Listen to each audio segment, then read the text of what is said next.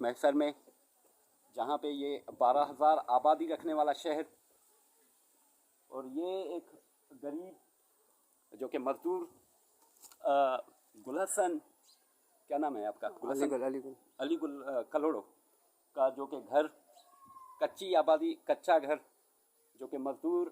اپنے پیٹ جو کہ 500 دہاڑی کمانے والا ایک مزدور 500 دہاڑی کمانے والا ایک مزدور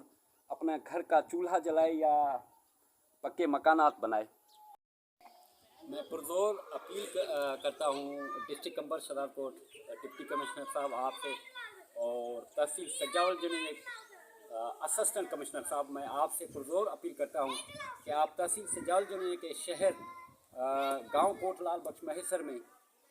ان غریبوں کے جن کے نقصانات ہوئے ہیں، جن کے گھروں کی چھتیں گری ہوئی ہے اور جن کے گھروں کی دیواریں گری ہوئی ہیں اور جن کے گھروں میں یہ پانی جمع ہوا ہے، تو پلیز آپ کو پرزور اپیل ہے کہ آپ آئیں تحصیل سجاول جنوب کے شہر کوٹ لال بخش محسر گاؤں میں ان کی جائز مدد کریں۔ بہت بہت شکریہ۔